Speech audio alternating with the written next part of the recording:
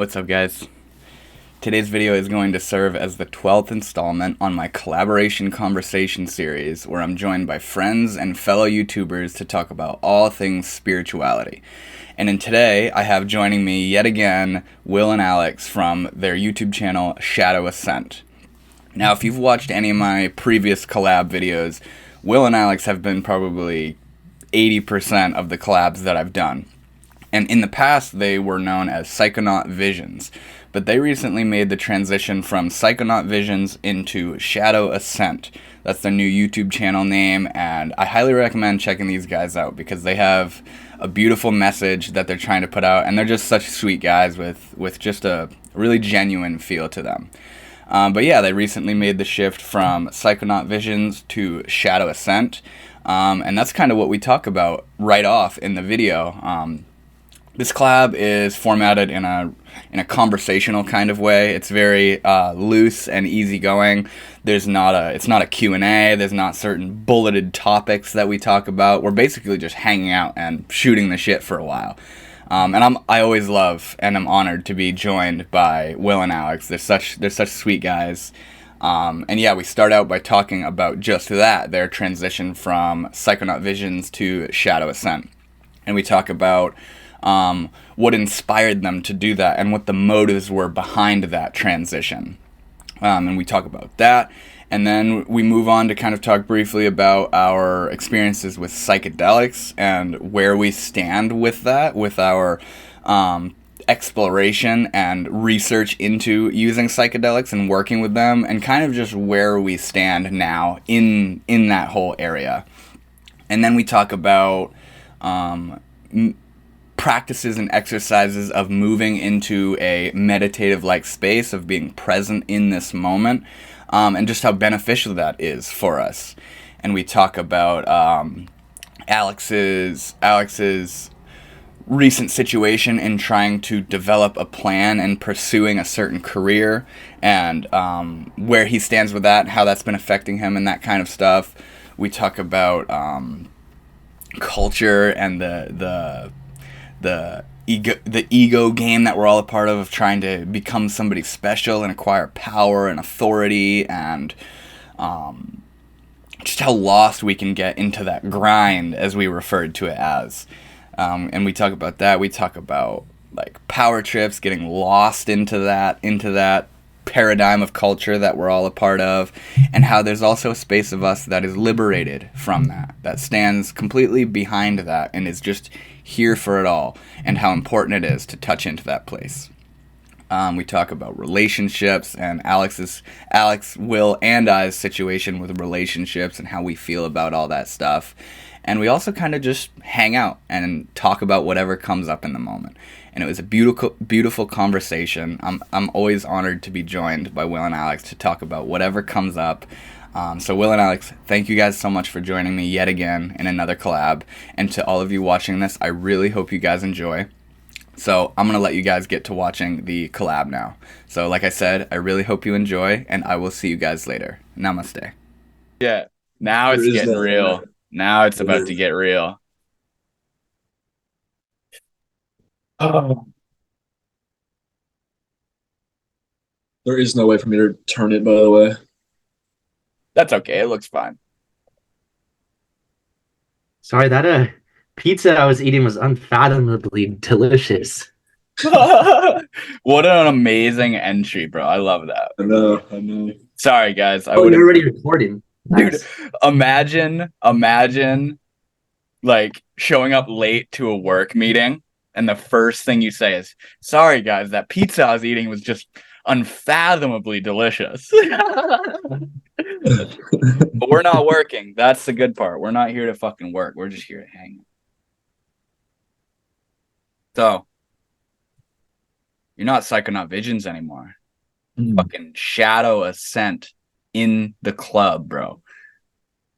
I feel like that would be not only good to talk about on this video, but just to catch me up on like, where did that come from? Was that a collective idea between you guys? And when did it really happen? Like, how long have you had that in mind to to kind of shift gears from PsychonautVisions into ShadowAscent? I think for a little while we kind of lost a step in terms of what we wanted to do with PsychonautVisions specifically, because if you noticed on our channel, there was a point where neither one of us were really uploading a whole lot. Yeah. And it kind of felt like we had the niche originally of psychedelics and the spirituality side of things, and things kind of went in a different direction for both of us. Like we felt like that wasn't really what we wanted to necessarily talk about or focus on anymore.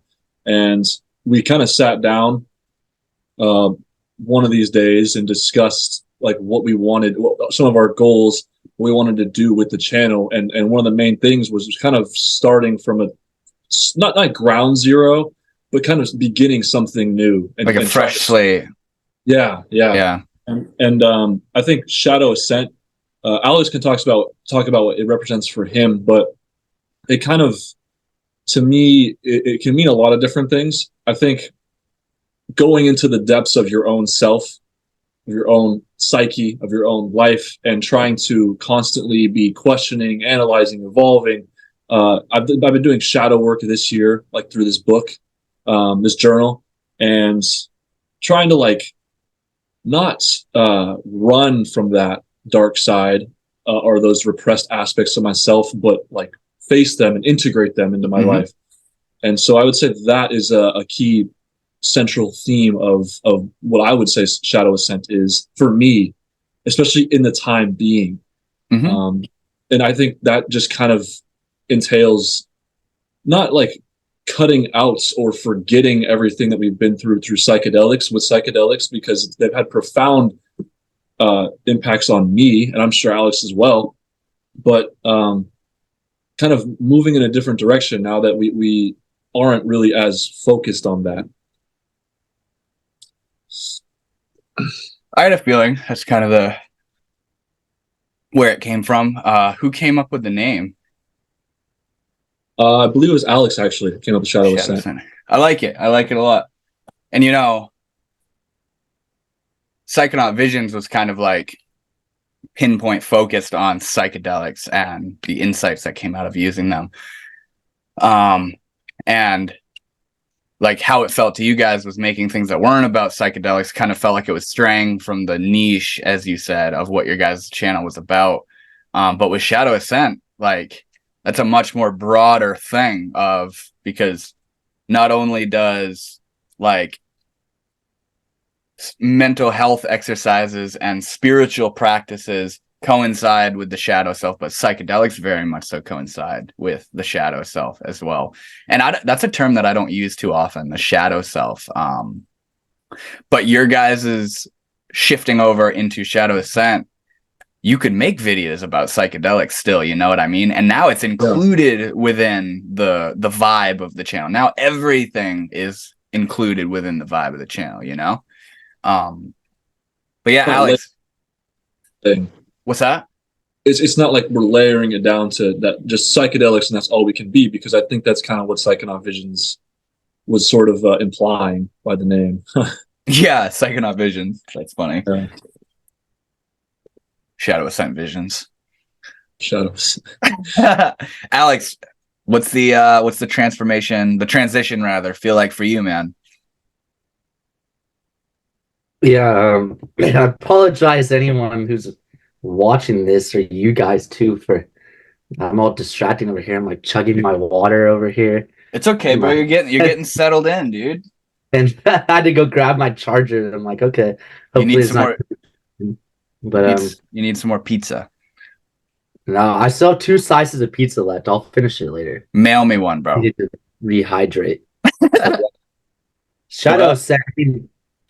The idea for me was to eventually rebuild the YouTube channel into something different. It's just, at first, it started off all fun and games, and I was passionate about it. And what, PsychonautVisions?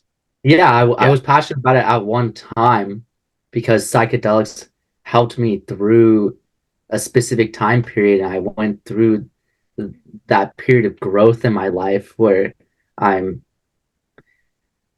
I felt more alive, and I felt like I was thriving, and and engaging in more of like what I would consider to be my spiritual awakening. And things got darker and deeper, and then as time went on, I never really integrated these experiences fully and into embracing adulthood and moving on from childish behaviors of the past.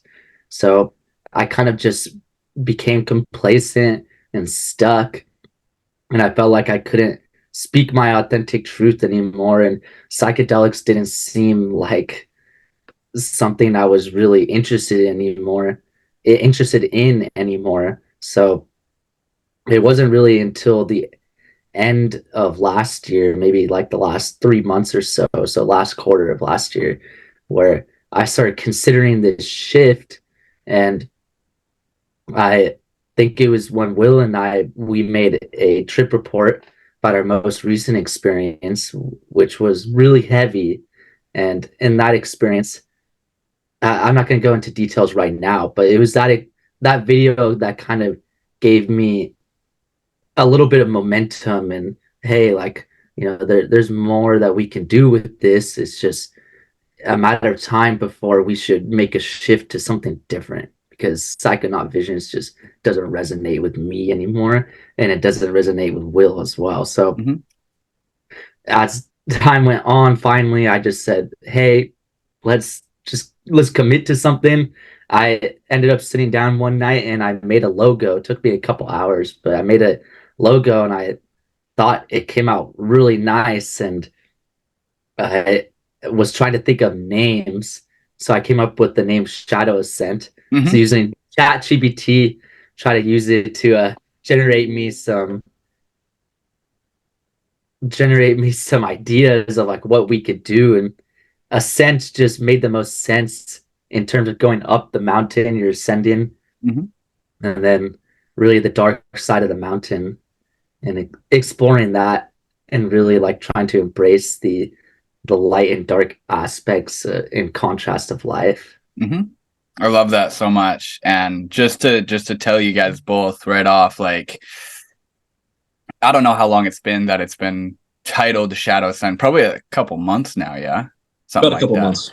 Yeah. But yeah, I've been seeing your guys' more frequent uploads, and you guys have this beautiful, like, the way that you guys share and express and what you offer on your channel and how you teach is not through talking about specific methods or techniques or fields of study, or, you know what I'm saying? You guys shared your direct experience with how your fucking day went and how your week went and what's been hard for you and what's, you know what I'm saying? And I love that so much, because the way that you guys teach and share is by literally just talking about where you're at. You know what I mean? Like, it's in a way like I've considered my YouTube channel like kind of like my diary, at times, where like I'm really just sharing what's on my mind and how I feel about reality and emotions and situations and life and all these things. But I feel that more so with you guys in the way that you just get on, you start a video and you talk about how you feel and you talk about what's been hard, and what you're sharing to the camera is what, the way it feels to me, is what you guys are working on in yourselves. You know what I mean? You're offering what you need to be hearing. You know what I'm saying? And it's so beautiful. It's like you're filming your own growth, your own ascent, your own development. And I noticed that in particular with your last video, Alex. I think it was your last video of being in the car ride and listening to Myth by Beach House, right?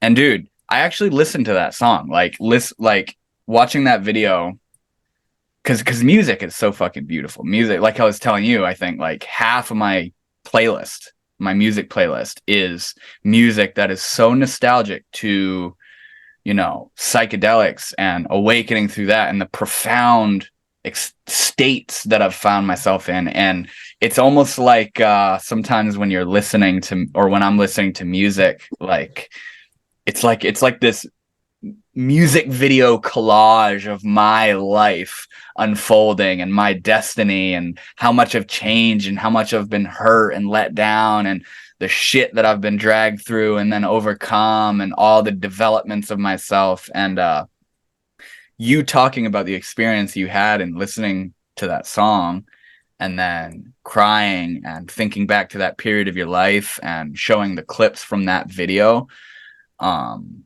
It was just really beautiful. And I felt absolutely where you were coming from, because like I've felt that before, because I don't take psychedelics nowhere near as much as I used to. And I don't say I'm not interested in it, or I've moved past that period of my life and it's a new chapter and that's over with and stuff. But sometimes I can have that feeling that period of my life where it's when we met and when we started talking, and the experiences that I was having and my willingness to work with those chemicals and to experience those states. And every fucking day, bro, I'd just be thinking about psychedelics and like thinking about the experiences I'd have and thinking about wanting to try this one. And it was just such a beautiful, beautiful period of my life. And watching that video of yours, Alex, was really beautiful because I just related with it so deeply in just the moving of life, the moving of life and how much we transform. And like this period we're in right now is something we're going to look back on and be like, like I've thought like, damn, like, was that the peak of my life? Did I peak at 20 years old? Is it all fucking downhill from here? And like the good days are gone, That's the trippiest part about it. Sometimes you don't realize it's the good old days until years have passed. And like looking back at that, I definitely resonate with being so enamored by psychedelics that you're constantly thinking about them. Yes. You want to, go into like, when's the next trip? What am I going to do? Like, how many grams is it going to be? What's it going to be? And you ask all these questions, and then, at least in my experience, it got a little bit darker, more sinister, and a lot more serious. It lost that sort of elementary tone to it. Yeah, that honeymoon phase kind of thing. A honeymoon. Yeah. Yes, exactly. Yeah. And I think that's a big reason why. Like, I used to want to, and it was mostly mushrooms, indulge in that, 4 or 5 times a year. Now it's like maybe once every couple years that I would want to consider it. Yeah. And so with that in mind, it's just not like a staple that's there. Again, like I would say, like you said too, it's not like I've just completely moved past it and all of it's gone, all of it's a distant memory now. Yeah. There's still like integration. There's still a lot that I'm realizing, and a lot that I'm fascinated by psychedelics still. Yeah. I don't think I'll ever lose that, but it's a little bit less, because it feels like I've kind of gone from this like child that's being so fascinated by it to this more in like an adolescent, early adulthood with psychedelics in particular of, oh, this is actually serious. Yeah. I mean, just to be completely blunt and honest with you guys about it, like, it's not that I'm not interested in psychedelics whatsoever. Psychedelics, if you don't think psychedelics are interesting, you just need to take it, and it's fucking interesting. It's fucking really interesting and really far out. So I'm not in a position of thinking that they're not interesting or fascinating or worth my time. What it is for me is I'm fucking like, just to be completely honest, I'm nervous, I'm scared, I'm fearful of that space. And I've thought every which way about what it is about that space. Why am I scared? What is it that I'm scared of? Am I afraid to lose my mind? Am I afraid to is it a fear of losing control?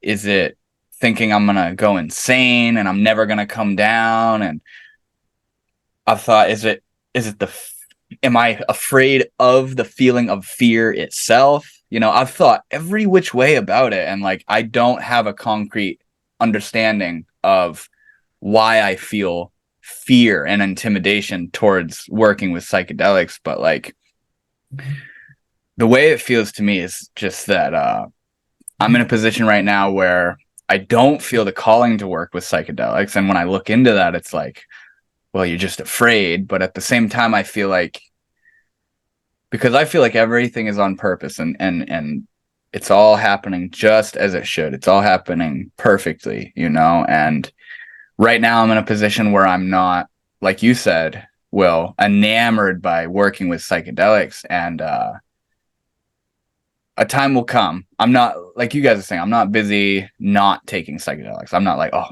I don't take psychedelics anymore. No, I do. It's just been a while, you know what I mean? But yeah, like back when we were all talking and having our first collabs, and, you know, just like 3 years ago or so, 4 years ago, I thought I was losing my fucking mind. I thought I was like,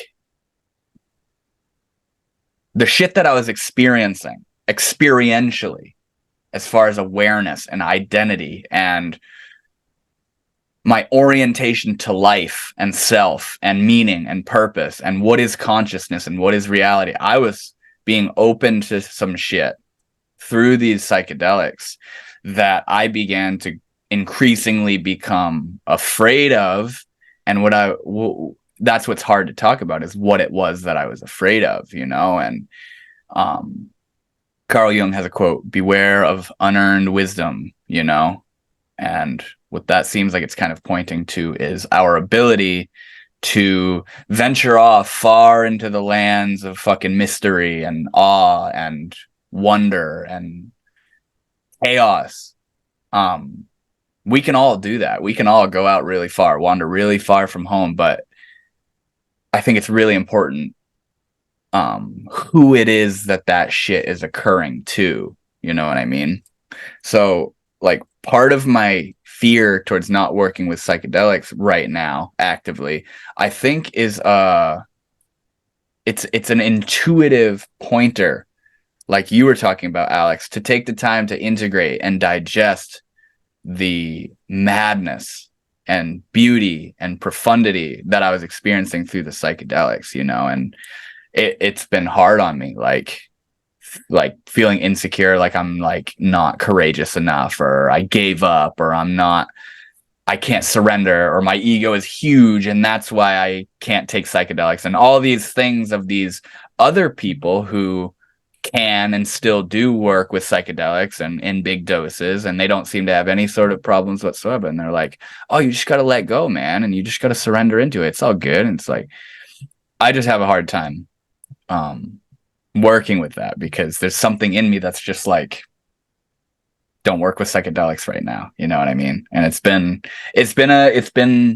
rough and rocky and confusing to me, but I've come to feel that it's for a divine purpose, you know? And when I do psychedelics again, it's for a divine purpose. I find that what you're, not you specifically, but what you can be afraid of, you know, I'm talking just in second person tense, is that silence. The silence of it, it's really loud. It seems that's interesting. It's very like, because it's, you know, when you're sitting there and you're kind of just observing everything going on, whether it's like you observing what's going on internally in your head, or whatever you're seeing physically, like outside of you and beyond you, it just feels really dragged out, and the silence is really loud. That's how I seem to experience it, is that silence is loud, and it's this weird state of neutrality that has the potential to drag you down into a spiral. It's so, I feel you, bro, and it's so fucking, like, I wouldn't call it the silence, you know, but I feel like I feel what you're talking about, you know what I mean? To me, it was the fact, looking at the sheer fact that I exist, and how I don't know what that is. And I don't know what the I is that doesn't know what it is. I don't know what reality is. I don't know who I am. I don't know why I'm here. I don't know who you are, who you are. I don't know what anything is. And seeing the seeing how I walk around every day acting like I'm somebody, and seeing the constructs of the ego and seeing the mystery of reality, it fucking scared the shit out of me, you know? And it's never been the visuals. I've never been afraid of the visuals. I've never been afraid of how it feels in my body. What I've been afraid of is my own fucking mind and my own perception of reality. You know what I mean? And that was what was like, when you call it silence, for me, it was a feeling of like sitting back into the mystery of, I don't know what the fuck reality is. None of us do. You know what I mean? And like really, really sometimes being eaten alive by that feeling of not knowing. And that's the shit that kind of precipitated the fear of going insane, or the fear of becoming psychotic or schizophrenic, or disintegrated from society and personality and all that stuff. Like, it really, like, the thing that puddles me the most is the way it unmasks all sorts of boundaries, and the way that, you know, we are, or the way that we go about life in you know, an individual and a collective. It completely shatters that, like, the psychedelic experience. And it's on one hand so divine and fascinating and like just, you know, mystical, but on the other hand, it's fucking terrifying. Yeah, exactly. And the one to which it's a terrifying is like for me saying, oh, it's terrifying, I can feel how that's coming from the culturalized Western ego that doesn't want to let go of what it thinks reality is, because it thinks it won't fucking come back, you know? And it's like, oh no, that's scary. I can't be doing that right now. I need to integrate what I've learned. But at the same time, it's also, the integration could come in doing it again. You know what I mean? So it's definitely a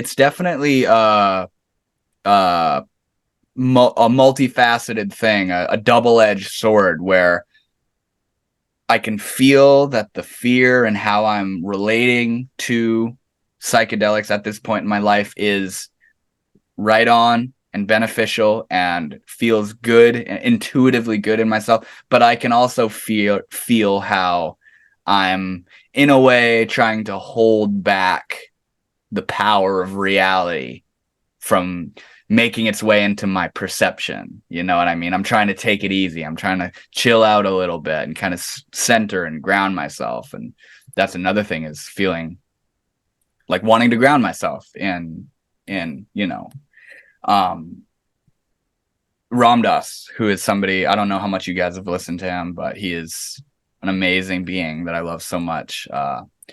He talks about how it's important to become somebody before you work on becoming nobody, because that's really like what I was diving into with all this shit. Not only psychedelics, but with the Eastern mysticism of Hinduism and Buddhism and these kinds of things, of the process of recognizing that my sense of individuality is just an occurrence within the mind, and there isn't actually someone that I am.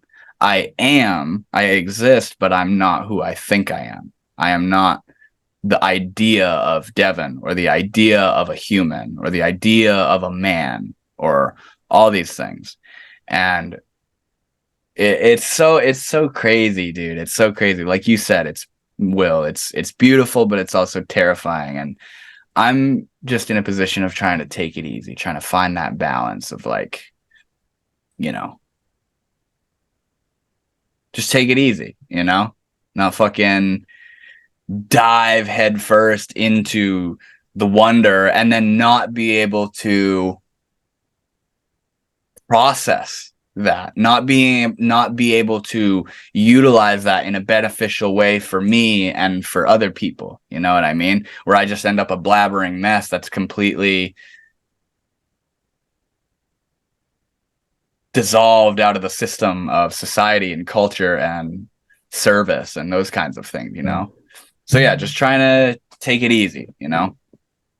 Yeah, I mean, I think like grounding activities, we could talk about that too. Like finding ways to, and this, to me, one thing I've realized is that I really value like a level of peace of mind just in my own self and my own life. And that's something that psychedelics, quite frankly, can strip from you completely, is Yeah. a level of just like ease and groundedness. And I want to start getting more into like meditation again, because it's something that I just have not really taken the time to do. Mm-hmm. I definitely need to like learn essentially how to do it.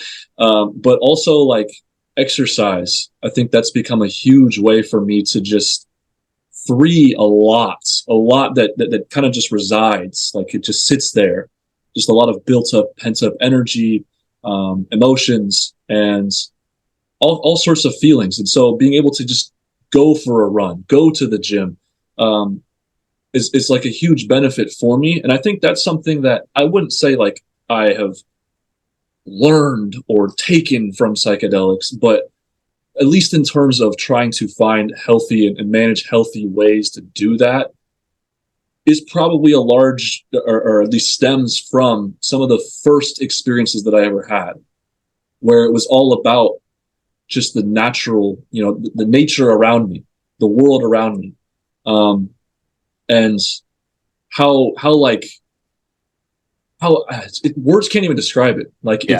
it's so just there. It's just here. And finding like moments where you can do that and put yourself in that situation where you're not going everywhere in your own mind, Mm-hmm. and you're kind of just here in presence. Like exercise has been the biggest way I've been able to discover that state, that sort of Zen uh, presence or state of being. And what are the qualities of that state of being, that presence that you talk about? How would you describe that state? What is that state like to you? I would say it's like I don't. We all overthink. We all have so many thoughts going on in our head. But whenever I am in that sort of state, like I don't really think or react off of thoughts. I kind of just am moving, am present, am doing, and it's just experiencing, which sometimes we can forget what life is literally just an experience. And being able to get out of your head is very difficult. I struggle with that a lot, but yeah, like it's not like I'm not thinking at all when I'm in that position, but I don't know. It's trippy, man. It's Yeah. trippy. It's trying to get out of your thinking is the very fucking problem, because you're sitting there thinking, I'm going to get out of my thinking by doing X, Y, and Z. But that itself is the thinking. And I feel like a major important thing, and not only meditative practices of coming into the moment, but just fucking in life, is being able to develop the space of ourselves that is liberated from thinking, where you know that you're not your thoughts, you're not the ideas, and how the ideas bring you to do this or that. Your ideas, you have an idea, a desire and a craving, and then you go and do that, and then you beat yourself up because you did it, or you want to go and do that and you get let down because it didn't happen. And your thoughts and your feelings and all the analysis you do of the day, and how that person treated you like shit, and how you feel inferior to that person and you're not as good as that person, or you feel like you're better than that person, and all of the dynamics of the fucking mind. It's exhausting when you think that's who you are, but being able to develop a space that is liberated from that, and not a space where that thinking stuff isn't happening, but a space where it's happening but you are not that. And it's a feeling of allowing your mind and realizing that you are not merely your mind. And like the Greek quote, I think, therefore I am. Ram Dass talks about how it's more accurate to say I am and there is thinking, meaning I the I that is free of the circumstances of life and the thoughts and the emotions and desires and all of that stuff, being able to touch into that place and nurture that place of us that is free as it is. You could be happy as hell, or you could be in the depths of suffering, and you're free because you are. You know what I mean? And that's fucking complicated because it's completely counterintuitive from the culture that we're all a part of, where we need to have this to be happy. We need to have this to have a good life. We need to have this amount of money, or we need to have this status and career and all of that nonsense that once you do this, then you will be happy. That's why we're all fucked. That's why we're all fucked and suffering and sad and feel like we're failures and feel like we're better than everyone and all this bullshit, all this hierarchical bullshit of the mind. And we're still suffering. We have the big house and a mansion. Like, I can't think of them off the top of my head, but the amount of celebrities that have realized that the riches and the status isn't happiness. That's it right there. It's not in the hedonistic approach to life. You know what I mean? And exercising and meditating and good diet and good people, associating yourself with good people and studying and researching, all those things are, to me, ways of just tuning, like you were saying, Will, just tuning back in to the fact that you exist, the presence of I right now. We all have a little experience going on right now. Alex, you're sitting there being. You're sitting there happening. Will, you're happening. I'm happening. It's all just happening. You know? And being able to touch that point is so fucking important to me. I think it's like the luxury, like you mentioned, of the celebrities, you know, a lot of it's like from this notion that you have to go outside of yourself to find it. But I do believe like a vast majority of it is internal. Like, don't get me wrong. I definitely think that you can get a level of freedom when you make a certain amount of income.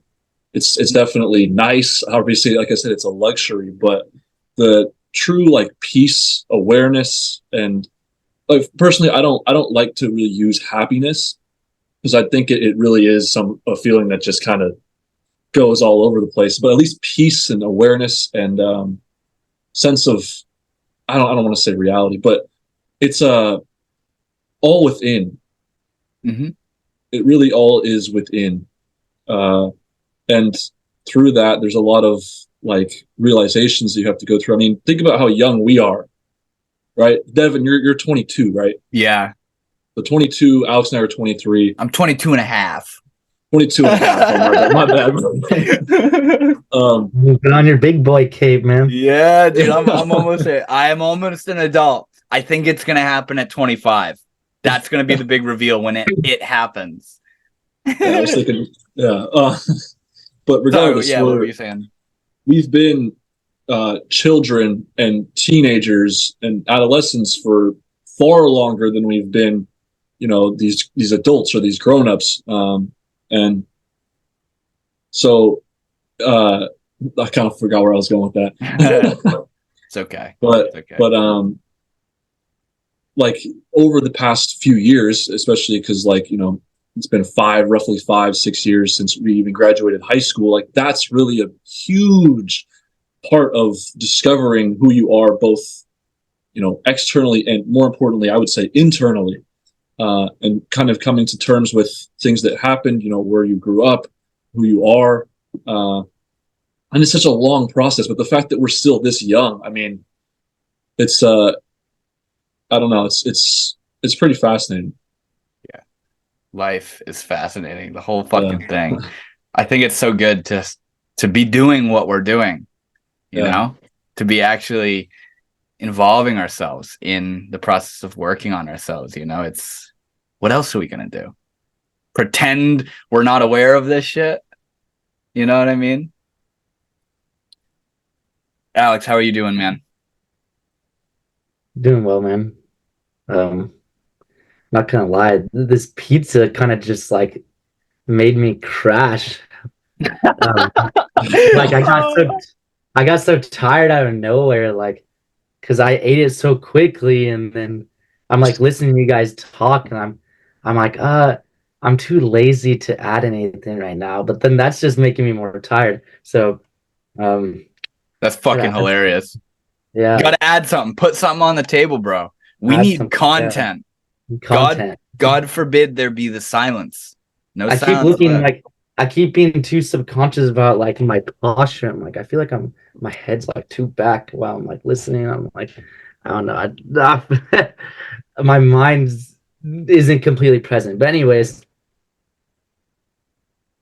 you better be sitting up straight. We're making a fucking video. We need to be real and professional, and we need to be talking every single moment of this whole video. Every single moment.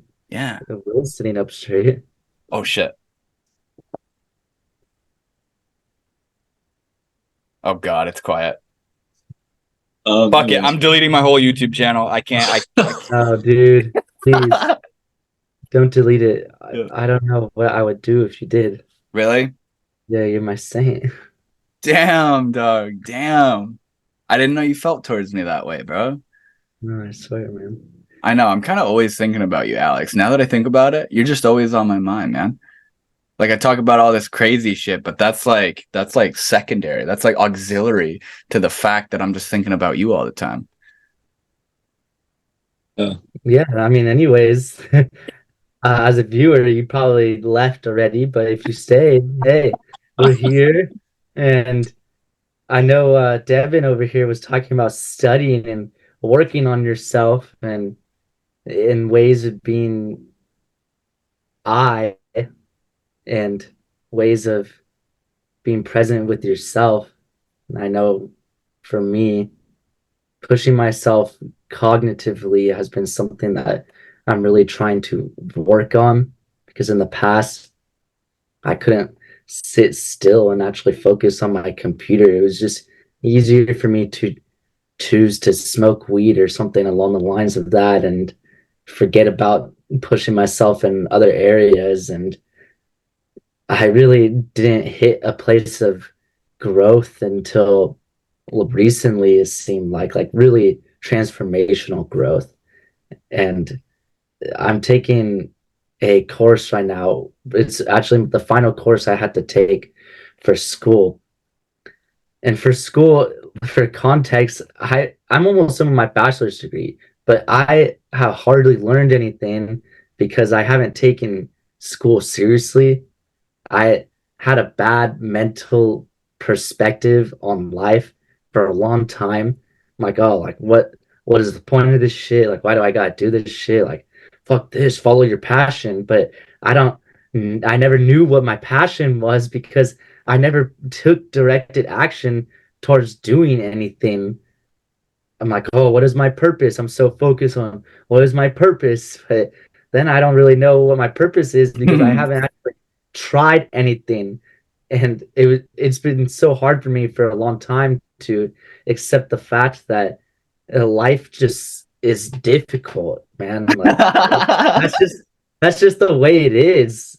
Oh shit, man. And no matter what you do, like whatever career path that you take, whatever, there's gonna be days where you're like, like I don't even want to do this shit, you know. but then you choose to come because there's a higher meaning that it has for you.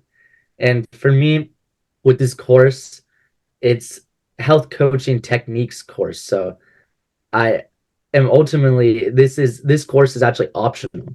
I don't have to take it. I could opt out to take an easier course to finish my degree, but I'm choosing not to do that because this course could give me clarity on what I want to do with my future and if this is something that is a viable option for me. And it is also pushing me out of my comfort zone to to to really like learn, number one, but number two, interacting with people. I find like that I have this cringe feeling that comes off and on. I'm I think a part of what contributes to that is my lack of interaction with people, or at least the lack of effort in interacting with people. Wait, you have cringe towards what? Like just the experience of living as a human being, and how we function in society. And for example, let's say I'm scrolling through Indeed or LinkedIn or something looking for a job posting. It seems really cringy to me to read all these bullet points of a job responsibility, and how we have to play this game in order to find these positions just to be able to make this currency in order to survive. And it's just like a lot, and for me, I think I need to interact with people more. I need to learn how to be more affirmative towards others while also being more empathetic. What's with the thumbs up? Anybody else see that? Yeah, I saw that. I saw it earlier too. Oh, do little emojis or some shit.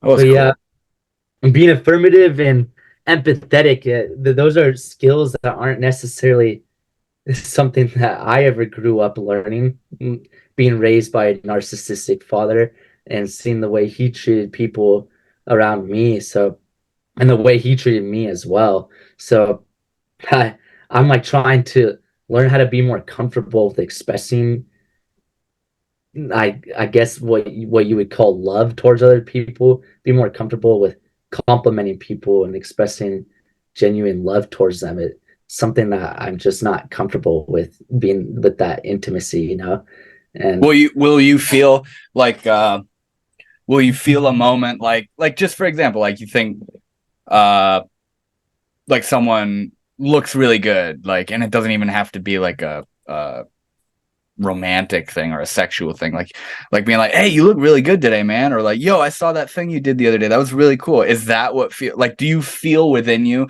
the feeling of wanting to express that spontaneity of love, but then there's like oh, that's weird, Yeah, it's because it feels almost cringy and unnatural to me because of the way I was raised, and I always seem to have this negative talk in my head.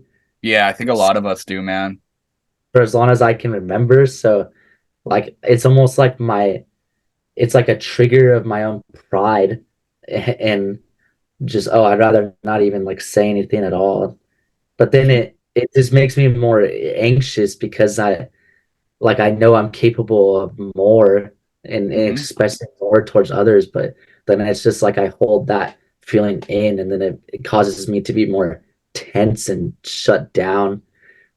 So this course, to tie it back into that, my intention behind it is really to honestly just become a better person at the end of it, and proving to myself I'm capable of finishing something that I actually put my full effort into, because it's very intense course, like the most intense one I would have ever taken up to this point. So really trying to dive deep into learning and that process of committing myself to the learning process in life, and just not just applying that to my education through college coursework, but also professionally as well, and growing to a place where I feel like I've reached self-actualization. I don't think I'm quite there yet. There's a lot of work I need to do, and I put in a lot of work already, but that grind is day in and day out, and you can't stop at any point. That won't stop, baby.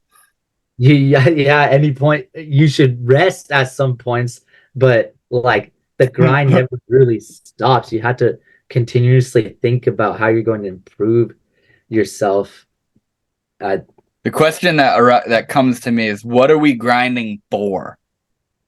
It's the same thing you were just talking about, of looking at the Indeed ads and all the responsibilities and how I have to hang out at this place for an X amount of hours a week to make this fucking paper that amounts to something, and you know what I'm saying? That cringiness that you were describing, I relate to that so much, bro. And like that's part of what I'm talking about, of that with the psychedelics, like that alienation from the grind, from the rat race, the cultural rat race of graduate and go to college and get a job and get a wife and become successful and become somebody and fucking do it, you know, do life, become, acquire, become, gain, grind for, you know what I'm saying? What's it all? What are we trying to get to? You know what I mean? Is it a feeling of what is it a feeling of our own well-being, of a sense of power, where since I have enough money I can go there and buy that and do that, and is that it? Or are we thinking of a feeling of self-worth, of now that I've done this I can think highly of myself and be satisfied? Is it about what other people think of us, where if I put on this facade of being someone important and having acquired and accomplished all this stuff, then everybody else will say, oh wow, you're so wonderful. What are we looking for? You know what I mean? Like, to see everything as an opportunity for growth. That's what it is. Yeah, I feel that, bro. I mean, the reason why it seems like we all go through suffering is because I mean, that's just like what life is. Like, we have to go through things just be able to grow. Like, that darkness is present, but like the light would never make any impact if there was no darkness, you know? Like, you have to sit in that. And a big part of the grind is that self-discipline and doing what you feel like you need to do, and in order to come to a place where you feel like you're not necessarily, I mean, happy, but where you feel like you're reaching your full potential. Yeah, I like that a lot, bro. I like that a lot. And to me, that's kind of like everything I just listed when I was talking a minute ago is worldly shit of power and status and authority and that kind of shit. But what you're talking about, Alex, of being your full potential, arriving at your full potential, giving your best at everything you're doing, and taking everything as an opportunity to grow, that to me is a little different. You know, you're not trying to get rich, you're not trying to get popular and famous and powerful, and you're not trying, you know what I'm saying? You're not trying to make people think highly of you. You're trying to fucking just be the best that you can, period. And there's no ulterior motive as to why you're being the best why you're trying to be the best that you can, other than the fact that you feel that that's what you should be doing, is growing and developing and fulfilling your potential, you know? And I feel like that is, to bring in the word spirituality or divine, that's a divine purpose, you know? It's not to fucking become someone in society or to have enough money so that then you can do that or do that, you know? It's not about that worldly shit. And I mean, some people vibe with that shit. Some people vibe with that, where they work to get enough money so that then they can relax and do all the things that money can allow you to do. Other people are chasing after this dream so that they can feel like they're somebody in society and they're important and authoritative and all that shit. But I feel like what we all kind of have in common is the sense of divine purpose, of divine growth, of spiritual growth. You know what I mean? So that's why I like you guys so much. Love you too, bro. Oh, go for it. I was just gonna say, like, I've been guilty at times of trying to kind of compare. I mean, we all do, but compare myself in terms of the materialistic side of things, on whether I see something on Instagram or anywhere on social media, and kind of just reflecting that back onto myself, as if someone is doing something and that means I'm not. But that is the divine purpose you're talking about, because it's like the one thing I've said, the only comparing I want to do is to who I was, or where my life was yesterday. Like, I want to continuously take certain steps, and that goes for something like a career, sure, but that also just goes for growth and inner development and the inner work and the realizations that come with it. And that is a process, like Alex said, you have to face some dark things. And that can be things that are in your control or out of your control, but you can't just, you can't run from them. Mm-hmm. A huge part of it is literally just saying or confronting that fear, that feeling, that emotion, the trigger, whatever it is. And I've definitely had a hard time doing that in the past. I feel like it takes me a while to come to a certain realization, to make a particular decision. But what I've realized is that I do want to live life trying to just be the best man and human that I can ultimately be, and live this life that's been granted to me. That I don't know how exactly it was granted to me, but just appreciate it and embody the four most important traits that I've realized to me are love, discipline, humility, gratitude. Those are the four things that I kind of want to be living through every day, or as often as I can. And that goes for love, for one, self-love, but also compassion towards other people. Alex, you also mentioned the struggle in being or at least saying affirmations towards people, the intimacy in that regard. And I too have struggled with that. It is a little cringe sometimes. Hey, nice hair, bro. It feels nice flannel you're wearing. Yeah, it feels as simple as that. And it feels weird to do. Is that a zit on your forehead? Oh, yeah, right. That's a great compliment. Damn, bro, you smell like you smell like farts, dog.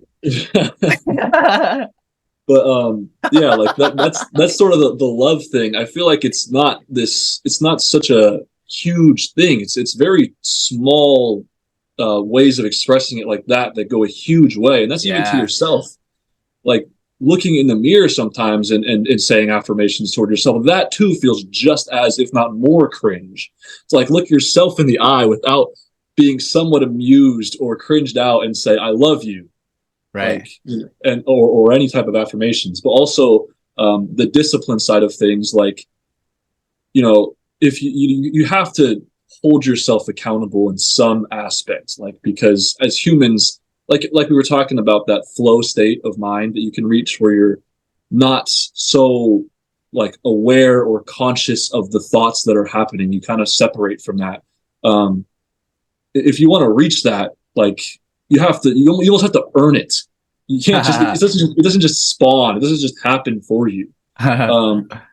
So I feel like finding ways to do that and being consistent with it, it's difficult because you have to do something to get there. Yeah. But it's important. And then the humility, recognizing the limits, the limitations of being human, or just being we're all going to die. I can't fly. Yeah. Damn, dude. And then just the gratitude, every day, saying those, what is I'm grateful for and appreciative of. Yeah. That's kind of how I want to go about it. But go ahead. I love that a lot, man. Yeah, the ladder never. What I was trying to say earlier is the ladder never ends. You just keep climbing. It's an infinite ladder. I mean, you keep going up the ladder, and then maybe there's a platform. You reach that platform, you're like, oh wow, nice view. But then there's another ladder above that to climb into a higher view, and then it just keeps going. I don't know. You guys Devin, you're talking about just the material aspect of what maybe people are motivated by and the grind, I suppose. Oh, I want this and that. Then you reach that, and then you don't actually really feel fulfilled because you never were experiencing the journey for what it was. It was just all purely for this specific outcome, but that's not how I think of it. It's continuous. It doesn't really end, and that's the hardest part. It's trying to really accept that, because there are days where I'm like, fuck, dude, I have to go to the gym all the time like this. This fucking sucks. Yeah. Going to the gym sometimes and just hitting legs and just punishing myself doing something I don't even want to do, but I'm doing it anyways for the for the purpose of discipline and quieting that voice in my head that's trying to convince me to stay comfortable and do other things that don't really serve me. Yeah. I feel you, homie. I absolutely feel what you're saying, bro. It's the it's the confusion of fucking reality. Like, what are we doing here? How am I gonna spend my time? What do I want to do with myself? What do I want to think of myself and others? And like, what the fuck is the point of this shit? You know what I mean? It's that confusion. Like our whole YouTube channels and the nature, the quality of the conversation right now, and everything every single day is people trying to fucking be happy, and people trying to help, or people not being happy yourself. So now you're projecting that and making others suffer. All the crazy shit that's going on in the world right now, all the war, all the starving, and all the fucking poverty, and all the just crazy fucking shit, bro. Like right now we have our conversation going on. This is something I think to myself sometimes, but just using this as an example, we're just chilling here talking right now. We're talking about self-development and growth and spirituality and psychedelics and stuff. There's someone being robbed and murdered and fucking tortured, and war, and someone starving to death, and there is all sorts of crazy fucking shit going on in the world right now. And sometimes, like, I realize that as expanded as my perspective can seem to be at times of spirituality and awareness and all that stuff, sometimes I also feel like I'm living in a fucking bubble, because like when I see stuff on social media or just different stuff that's going on in the world, realizing like, holy shit, there is 8 billion other situations going on right now. I'm sitting here talking about fucking reality and self and love and what it all is about, while there's all these other things going on. And I just realized how big and complex life is on Earth. You know what I mean? It's trippy. It's a trippy idea. Mm-hmm. Yeah, it's wild. I mean, when you think about it like that, how we are just having this conversation, but in every single one of, what is it, 8 billion? Is that the population? Something like that. That. But to every, like, think about that, 8 billion, but one, like, it's all it takes is one on top of one on top of one on top of one to get there. And every one has their entirely different outlook, their story, their environment, their circumstances, their perspective, and what's going on, especially not just in general, but right now. Yeah, exactly. Right now. It doesn't matter if they're sleeping. It doesn't matter if it's the middle of the day. It doesn't matter. Whatever. The whole Earth, the whole universe is happening right now. Yeah, Here we are.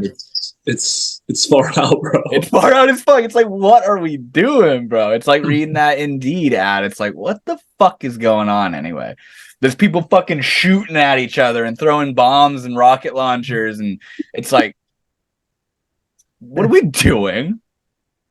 Yeah, meanwhile, I'm on my Indeed advertising, like, this job, like, oh, these job responsibilities seem so cringy. Do I really see myself doing this? But it's fine, because I'm not even scrolling through that shit anymore anyways, because guess what? I actually got a job offer, so... Let's go. I'm like, okay. But it's actually something that I want to do. Is very niche down my alley in the sense of what I was doing previously. What is it? I was... previously, like in my current role, I was directing youth sports programs, and oh yeah, I remember you talking about that. My company, I just feel like themes were very inconsistent. There's too many red flags. It wasn't that organized, and I had a demotion recently, like in November, for reasons that were out of my control, and I got dealt a shitty hand, and I tried to take as much ownership as I could over everything. But at the end of the day, it just seemed like things fell in my hand in like a state that was not setting me up for success, really. So there was already a deep hole to climb out of. I got demoted. There's not enough programs for me to run. I'm not getting enough hours. Ultimately, at the end, I feel like I'm not really being respected enough for like what I'm doing and how much I have tried to contribute, and I'm not, like I'm saying, I'm not getting enough hours. So I was trying to search for something, and that's what was causing me that cringe and the whole like idea of purpose and that subject, trying to explore that further and what purpose really means, because I was really hung up on it in the month of December. There's points where I felt like some days I was really depressed because I was like, oh, like, do I even have a purpose? Like, I don't know if I'm ever going to be able to figure it out, you know? And I watched some YouTube videos here and there. I reflected, and uh, it kind of just came to me that it's not, the purpose isn't just going to come out of nowhere. It's going to be me trying to work without a purpose in order to find the purpose. Facts, bro. You had to like work at it without the purpose, because the goal is to strive towards a goal. It doesn't matter what it is. It doesn't matter if you think maybe like, or at least past you maybe thought that the oh, these goals are too lofty, or the subject matter in which these goals are like, I can't think of the word, but you probably get what I'm saying. Like, yeah, let's say I'm working a job at Home Depot, you know, like why would I give a shit about Home Depot? But that's the mentality that is causing you to not strive towards anything, because you're not seeing anything as an opportunity. Like, okay, let's say I was put in a good or not a good situation, but just some random situation at Home Depot where I had to try to work my ass off and figure something out, and then boom, I get promoted. You see it as an opportunity, and hopefully you move up the ladder a little bit. That's just an example. Do you even have Home Depots where you're from? Yeah. Okay. Just what the fuck's a Home Depot? Home Depot. You're like, what the hell is Home Depot? But yeah, where was I going with this? Oh, my job offer. So, I mean, I was really trying to be open-minded. At the same time, I didn't really know like what to apply to. I was just kind of lost, because my current role is really a niche job. There's not a whole bunch of just youth sports jobs out there, and I ended up finding one. It's for this ultimate frisbee, professional ultimate frisbee team around where I live, and it's really crazy because I didn't even know like there was such a thing as professional frisbee leagues and shit like that. Little do you know, you're gonna be a world famous frisbee player 20 years. It's not even no, I'm not even there to play. It's just it's the position of working for the organization and trying to implement youth frisbee programs, trying to get the kids involved. And honestly, it sounds cool. Like, frisbee's a cool sport. I mean, all you need is a fucking disc, and you just fly it everywhere. You play it like it's similar to football and soccer and basketball, like all those sports a little bit. Yeah. It's kind of combination, and it's very heavily focused on sportsmanship because of the fact that there's a lot of honor rules. So like predominantly ultimate frisbee isn't even played by refs. It's just not played by refs, but it doesn't have referees because there's honor rules where people are actually practicing integrity and shit like that. So there's a good focus on that, and I think I have the opportunity to implement something different and actually add value and structure to something that's up and coming that I didn't get to in my role now because I wasn't necessarily given the chance to. So that's how I'm seeing it. We create our own reality. So This was something that I've been trying to snatch essentially for the last month. I know Will and I went on a hike at the beginning of the month, and I was talking about this role because I actually just interviewed for it the day I hiked with Will. So this was something that I was just thinking of, a vision in my head, like, hey, what if I got this role and I'm working this role because it's half remote work, and the guy that hired me essentially or he says that essentially like we he wouldn't expect us to fuck, I can't even speak, bro.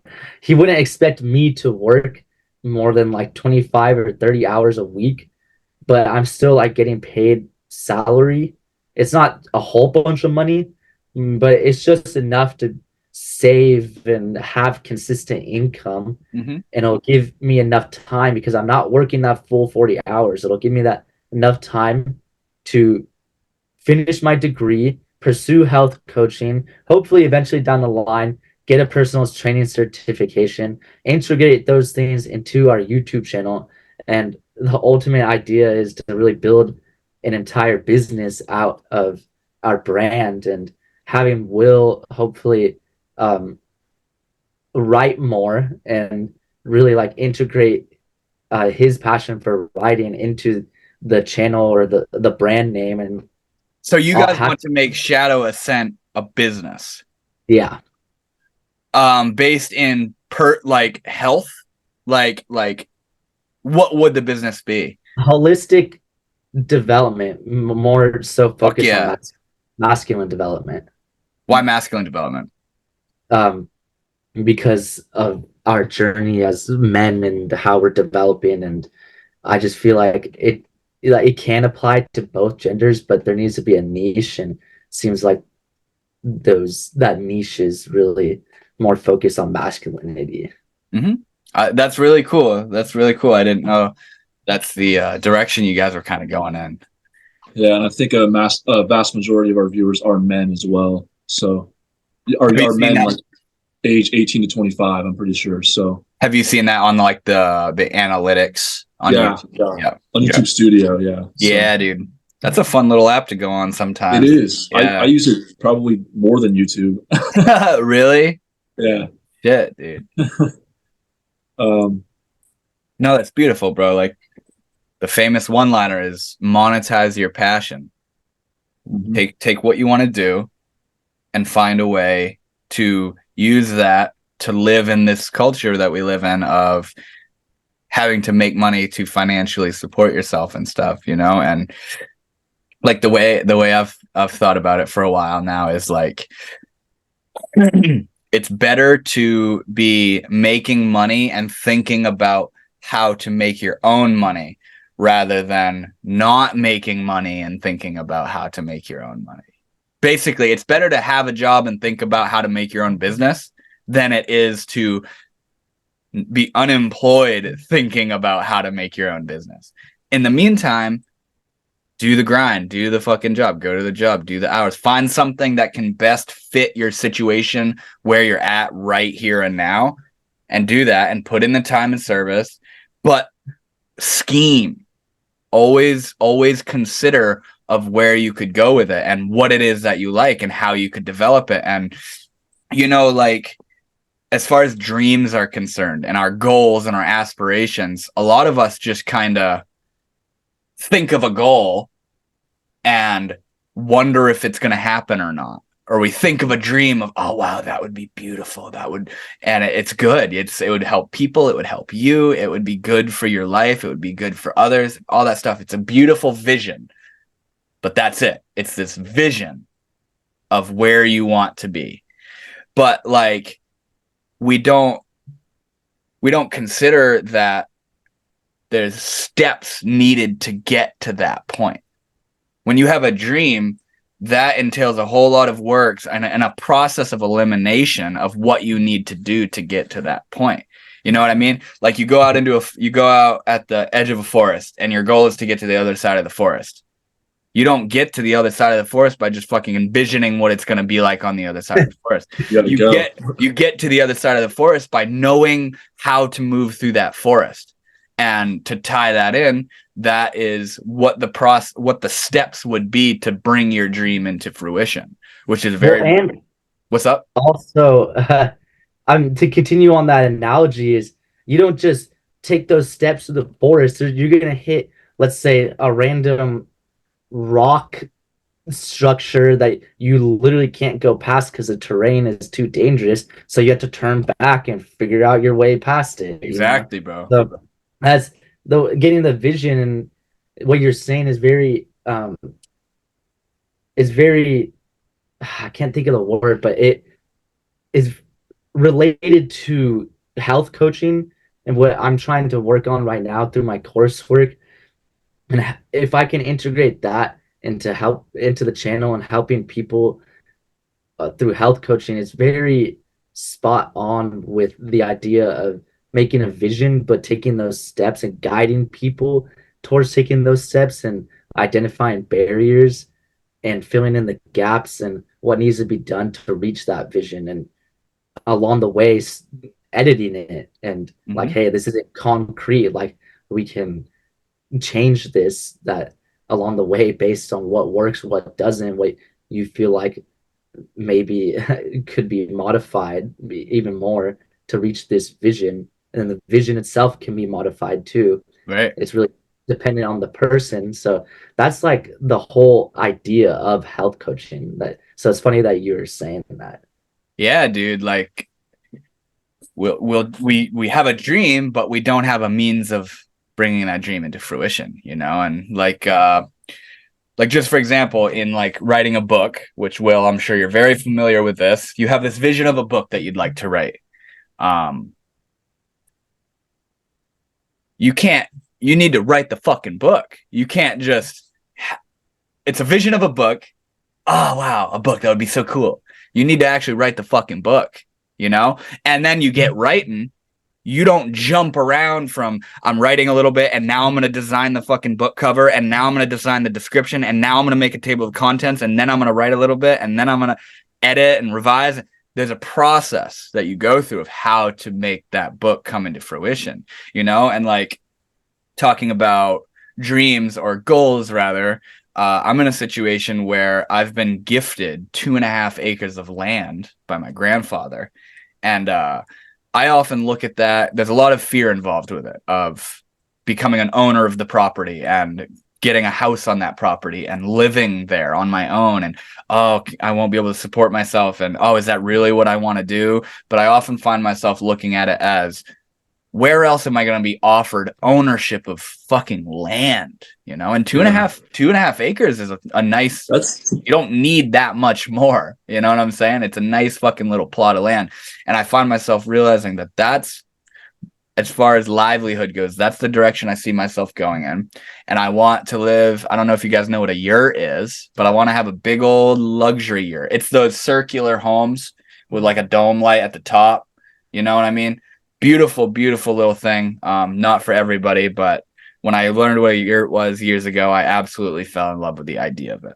And I want to live, and it's affordable. Like a fucking pimped out luxury yurt will cost you like $40,000, and you're allowed to live in them and all this stuff. And I have this goal of living on my own property out in the woods, because that's where it is. It's a fucking piece of land out in the woods.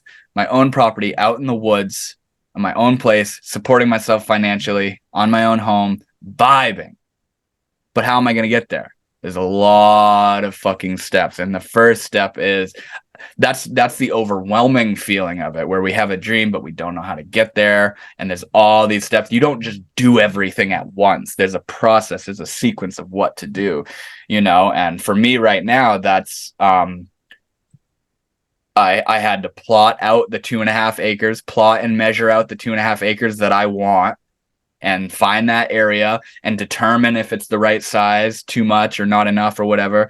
And then I have to have surveyors from the town and the state come and check the drainage levels of the soil and if it's viable to put a house on and all this shit, and developing a driveway, and then fucking having the land actually posted out as a plot of land that's in the town's books or whatever, in their records, and then becoming a landowner, and then the steps of developing a driveway so that you can get out there to make a home.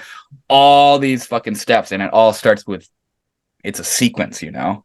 And that's so you're, this land you've been gifted, it's just random land with nothing on it. My grandfather owns 32 acres of land, and I'd say about 3/4 of it is just fucking woods.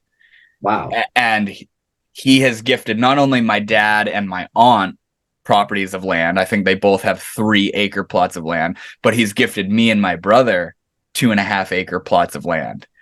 And both my brother and I can go out into those woods and pick, where do I want to live? Where the fuck, what part of the woods do I like the most? And we've found those parts. And we've kind of measured it out. Like I fucking ran string across the perimeter of what I want and stuff. All these fucking steps, you know? And I think about, damn, am I going to be able to support myself? And just all this stuff, you know? And the point really in sharing this is that there's a process, you know? We have a dream. That's the first step, is identifying what it is you're going after, you know? And we're talking about in a realistic, simple, straightforward, worldly sense of, where do I want to live? How am I going to make money? How am I going to be a part of this society? All that stuff. There's a process to it, you know, and that's in identifying, having a plan. You know what I mean? Terrence McKenna, who I'm sure you guys are familiar with, he has a quote, which is, if you don't have a plan, you become a part of someone else's plan.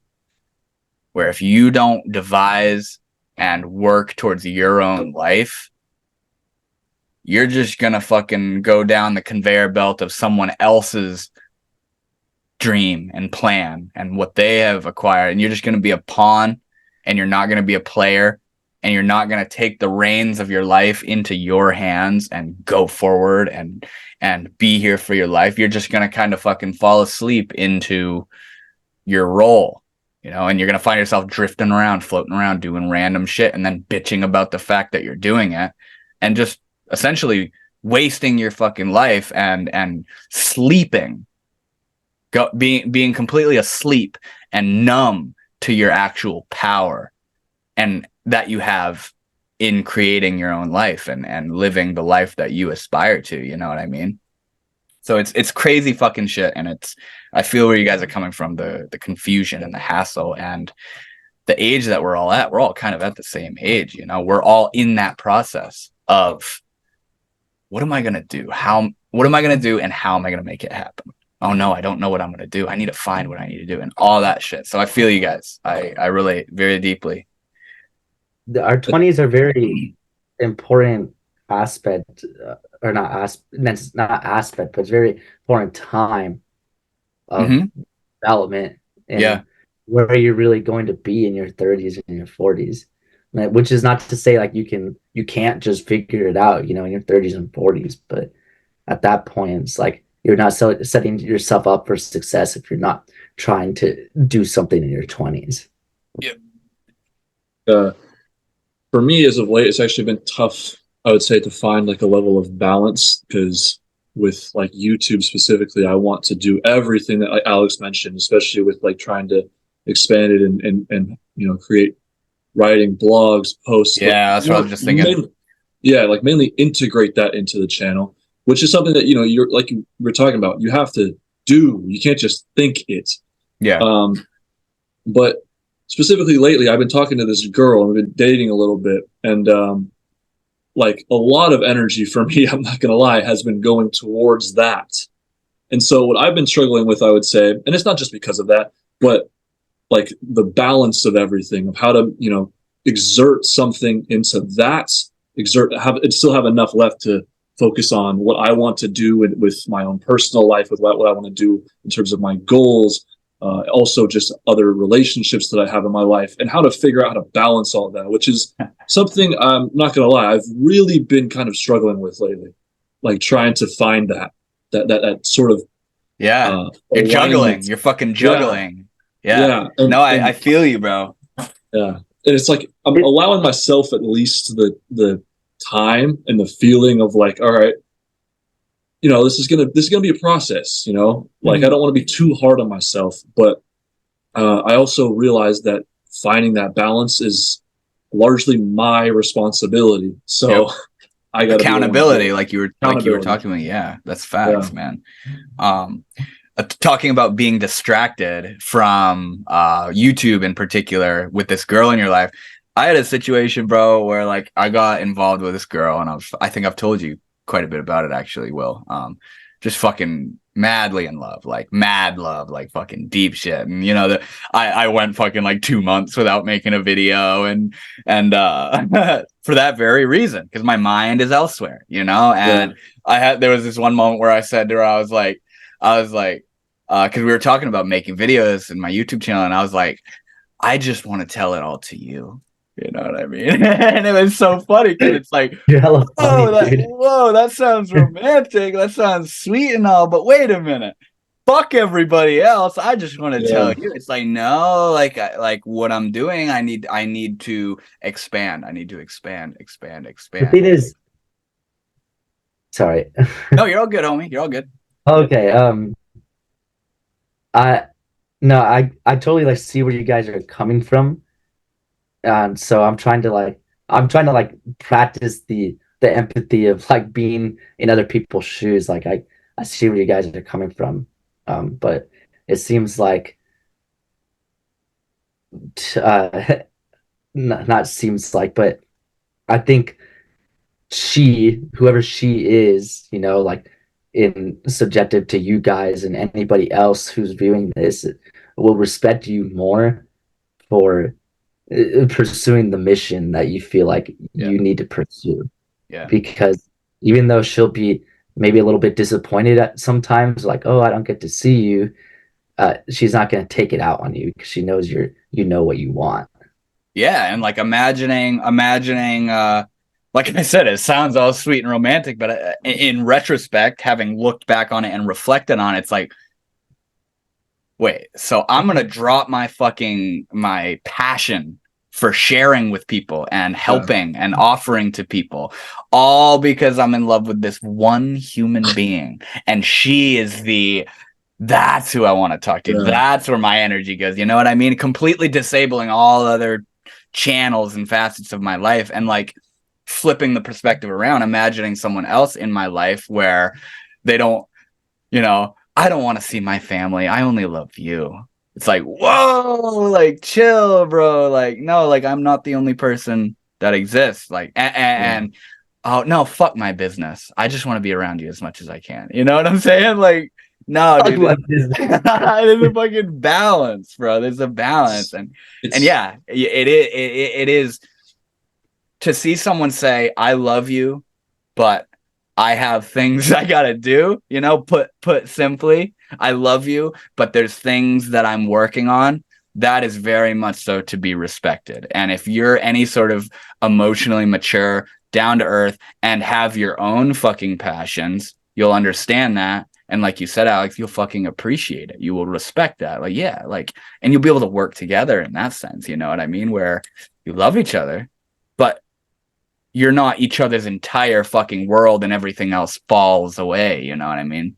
Yeah, and that's actually been like very akin to what I'm kind of feeling right now, is like you want to exert so much, like to where you kind of lose sight of other things. Yeah.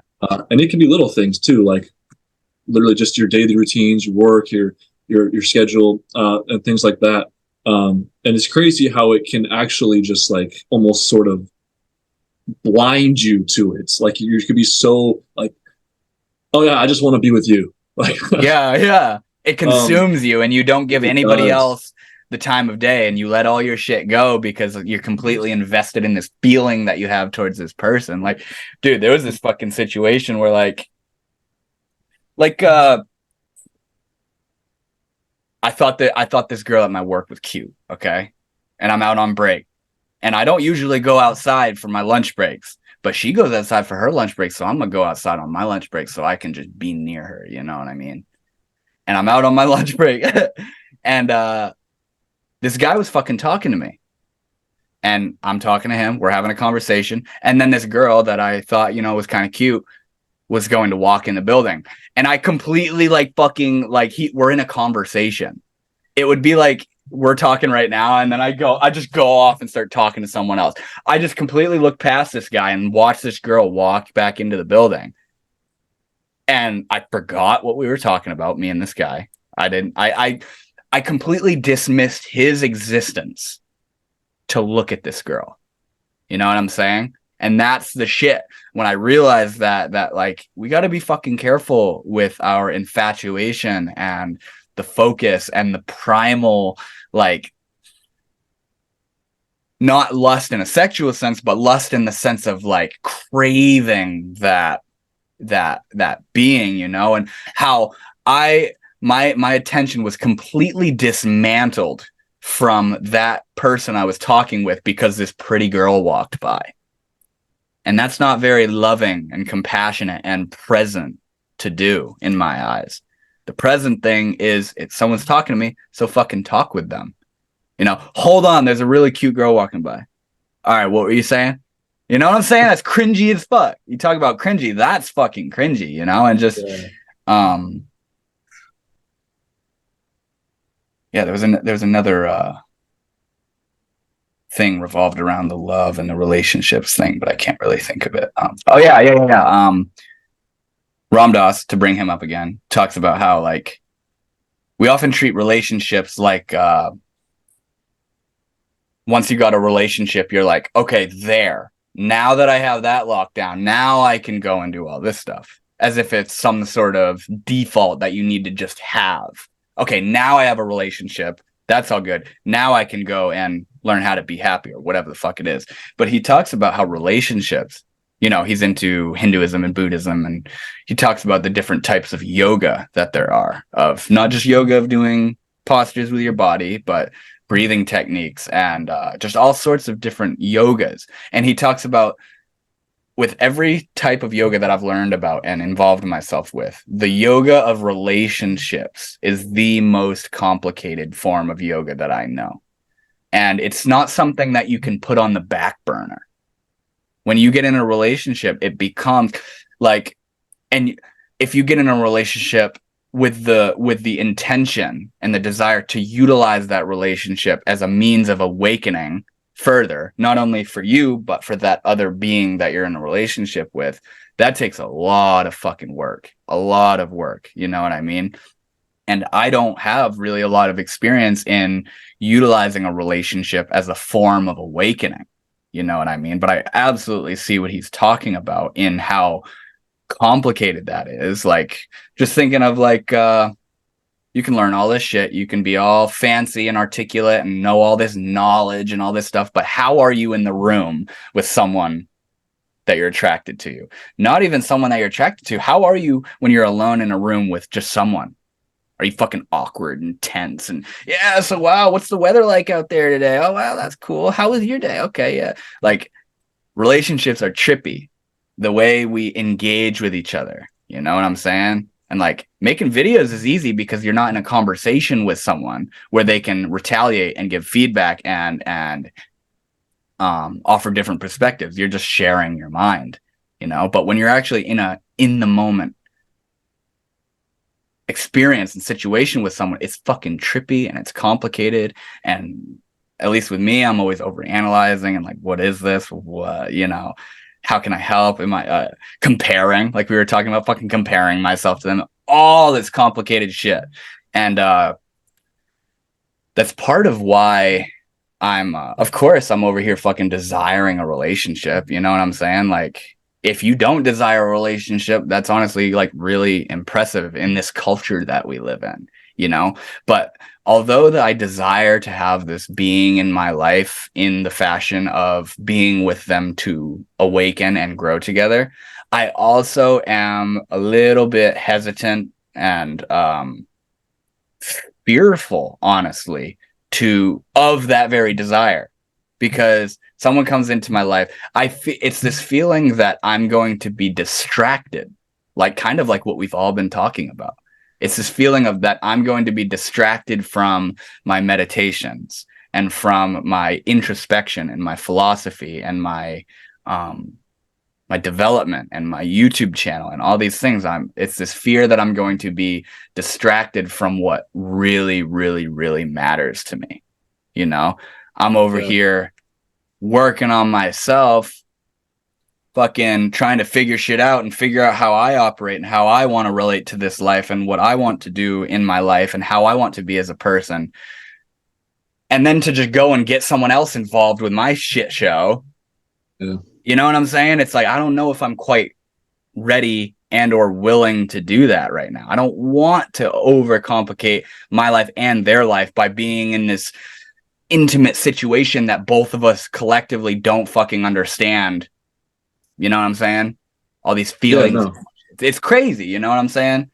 Yeah, definitely. I mean, like, I understand where you're coming from, especially like kind of not wanting to do that. Yeah.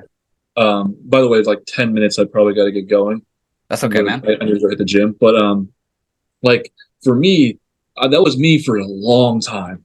Like for a solid 4 or 5 years, I really was just, I don't want anything to do with it. And suddenly, like, it's still early, but it feels like there's something that's building up there, like in the form of a relationship. And it's like the first time I've gone through it. Mm-hmm. So it's been like heavy in a lot of ways, both good and bad, right? And it's like, but trying to find that like level-headedness of like, okay, yes, I like you, but I also have a life. Like, yeah, right. That's so funny. And focus on and prioritize and people too. Like you know, I want to still appreciate like my family, my friends, you guys, like YouTube, like all these things. And I'm not saying like I haven't, but I want to like not lose sight of the things that really matter and still be grateful and still be me. But it's a challenge.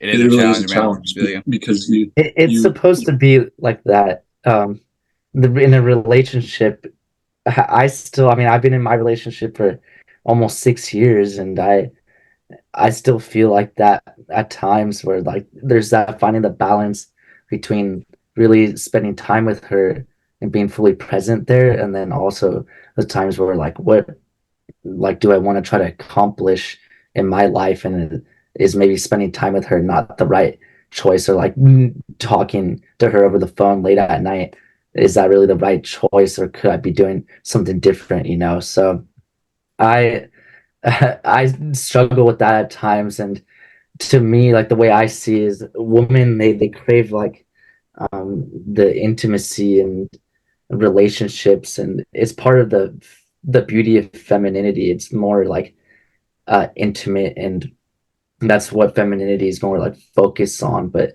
if you have a more masculine essence, you're more focused on the mission and like what are we getting done, you know? And everyone has those aspects to themselves, the masculine and the feminine, but you know, most people probably have one that's more present than the other. Mm-hmm. So like with women, you know, with my girlfriend, it's like she really wants my attention a lot, and sometimes maybe like she's able to successfully gain my attention when maybe I wasn't necessarily trying to give that attention in the first place because I'm focused on something else.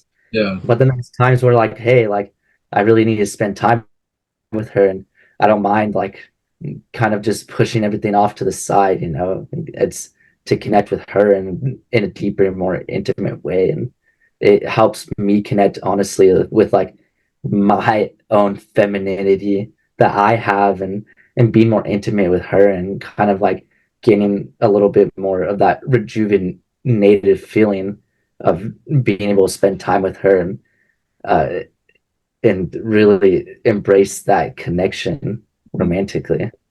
That's beautiful, man. I like that a lot. 6 years is a lot of time to be in an intimate relationship with someone and to be growing and to be still working together. You know what I mean? I don't know this girl you're with and what she's like and what her life is like, but the ability for you guys to work together and to continue to work together. And I've watched your videos and listened to you talk about the struggles and the challenges with that stuff. And it's so beautiful, man. It's so beautiful. The commitment and the work and the struggles and the overcoming, you know, the growing together. It's so beautiful, and equally it's so complicated and confusing, you know what I mean? And I love the bringing into the picture not the divine, but the masculine and the feminine. See, I immediately just think of the divine masculine and the divine feminine, but really, yeah, the masculine and the feminine, and how humans human and kind of like low key all of life, you know, kind of expresses itself as the feminine and the masculine, you know, the yin and the yang, the opposites, and how they relate to each other, you know, and how in yin and yang, within each of each other is the seed of the other, meaning that they define each other. One is there because of the other, you know, and that's a whole conversation of its own. But just realizing the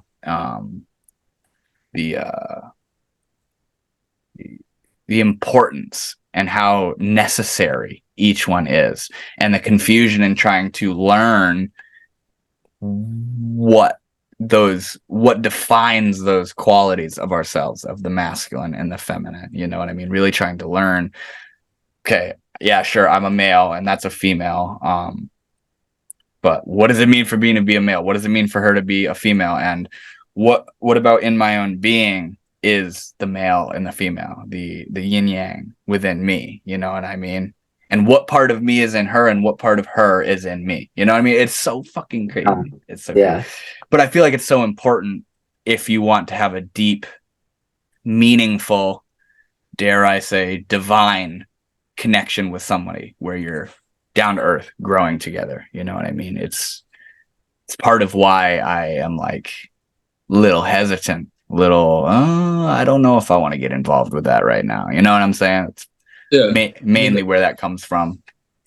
That's perfectly fine. You know, that's the thing. Like, relationships, I feel like, can be romanticized heavily in society, in the world. It's like you were talking about the order you go in from graduating high school, college, getting a wife, having kids, all this stuff, finding a job. And it's in the middle of that, right, is finding a partner, finding someone you want to fall in love with, but it's different for everybody. Mm-hmm. And there's so many reasons and facets to it all, like, that can either provoke you to desire that immensely or kind of not, or perhaps you feel like it's not meant for, or at least for the time being, you kind of don't want it as much. And so it's kind of where it's just like, to each their own. Yep. Facts, bro.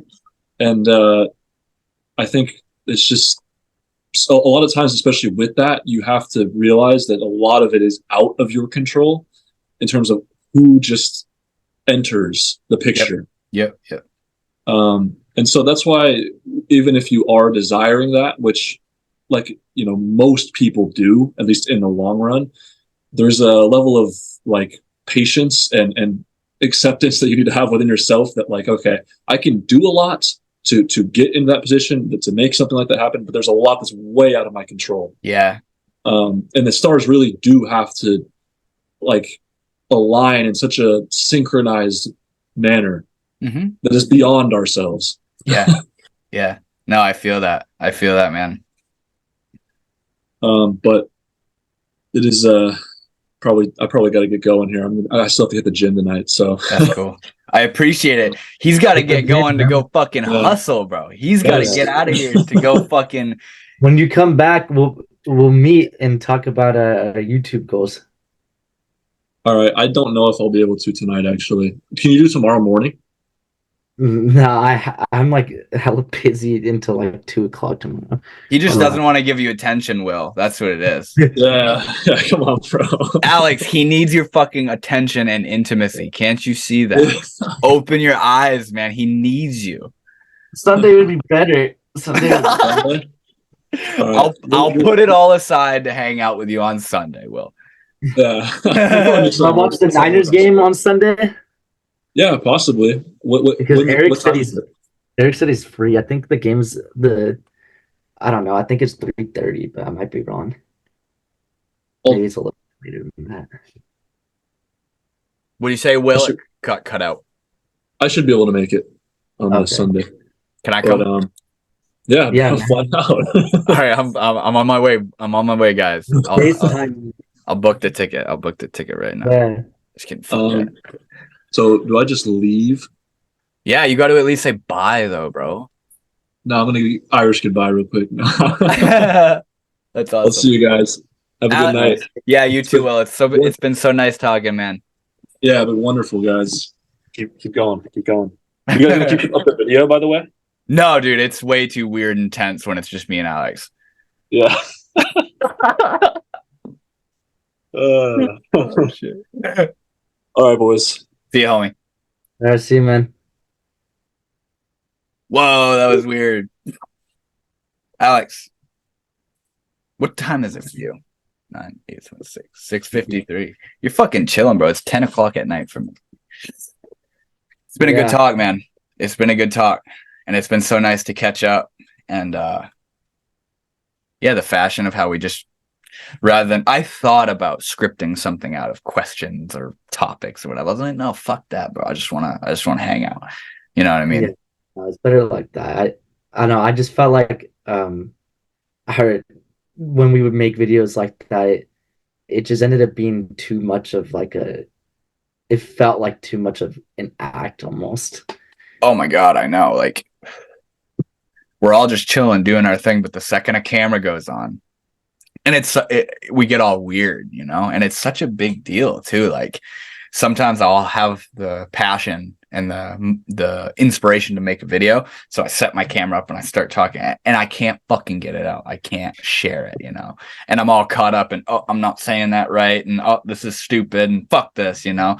And I've learned to develop trust and faith in, when I have something to share, it will arise and the phone will get set up and the microphone will be set up, and then I'll just fucking talk, you know. And if it's meant to be shared and uploaded, it will happen. And if it's one of those moments where I talk for 3 minutes and then feel like I'm not doing it right and then end the video and forget about it, that will be that, you know. And it's so weird, right? When a camera comes on, like if we weren't recording this, you know what I'm saying? Just that weird, oh, it's weird. We're being recorded. People are watching us. You know what I mean? Those 2 people might view this. I mean, it's like a 2-hour video. I doubt that many people are gonna be like tuning in and being like watching it. But at the same time, who cares? People do love that shit though, bro. Like, interesting. You know? What's that? I said it's interesting that people do love that shit. I mean, I hope maybe people listen to this and gain some insight and give some feedback and add their touch to it, because I want to engage with people more on YouTube or wherever else. So I'm hoping, because you'll upload this to your channel and I'll upload it to ours. Yep. I'm hoping people will engage with it. And if they don't, then oh well. But dude, it whether they hit that little thumbs up, or if they comment or not, or if they watch the whole thing or not, it's available. It's the idea of making it available. And someone could be on a car ride or at work or running or exercising or cleaning their house, and it's delightful to have a 2-hour video of people talking to you. It's like what podcasts are, you know. There's fucking all sorts of that shit, and I love it. I'm one of those guys that feels like I don't want to be pressured into making tinier videos and shorts and fucking little clips and little fucking 5-minute bombs of information, because I don't want to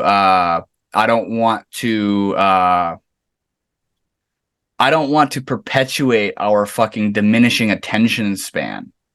You know what I'm saying? Like, you don't fucking learn in 30 seconds. Of course, that's highly variable, and in some situations you will. But to really take the time to dive in and really flesh out and break all the pieces apart and invest yourself in describing and talking and or having a conversation, like in this case, I feel like that's really important, because it shows who we are for 2 hours, you know what I mean? And rather than a cutthroat fucking clean and dry, just short thing, and I'm making it short because people don't like long things. I don't want to, I can't think of the fucking word. I don't want to, I'm not trying to fucking dance for the crew of people that are looking for short, immediate gratification. You know what I mean? I like to, if my video is 5 minutes long or if my video is 2 hours long, it is what it is, and you're gonna watch it or you're not gonna watch it. You know what I mean? But yeah, I think it's beautiful. Yeah, I mean, the point is to just put it out there, and yeah, whoever comes across it, that's how it was meant to be. Yeah, facts. Good conversations is what leads, and the visceral experiences too, which is like people observing this would be more visceral for them, and like observing us and talking about our experiences. But really, it's like those two things are really important in developing some level of self-determination and building upon that. So it, like, if whoever's watching this, if you somehow made it to the end, first of all, thank you. But also, like, if you made it to the end, hopefully you'll listen this little bit. I can't remember exactly what I was going to say. Oh shit! Now they clicked off for sure. Oh man, with self-determination, I mean, it doesn't just start with yourself. You have to build off other people, really. I mean, that's the whole experience of being human, is building off others. We're not meant to be going at it all solo. Fucking relationship, relating, interrelationship, interconnection, you know what I mean? Living life together. We're not isolated, we're related. Everything is relationship, And did you vibe with what I was saying about how, like, when you're making videos, there's not someone there to retaliate or put their 2 cents in or to say what they think, So it's literally just you sharing how you feel. And then people will make of it what they make of it after the fact. You know what I mean? But when you're in an immediate moment with someone like you and I right now, or when Will was here, or you're hanging out with somebody, it's a lot different. It's a lot different to actually be in the present moment, relating with an entire other human being, an entire other soul that has their own experience and their own work they're doing. It's a lot more complex in that sense, Yeah. For sure. But yeah, how are you feeling, man? How are you feeling right now? Yeah, like I'm thinking about heading out. I don't think I've ever been the one to be like, all right, I'm gonna call it. But yeah, I'm kind of. Oh yeah, I mean, I was gonna say I was about ready to end it. I'm gonna finish my last 2 slices of pizza, and yeah, dude, let's go. I just started a project for a video that I want to upload this weekend, but you can't just imagine it, like we were saying. It's got to be done. So I'm gonna try to do it tonight.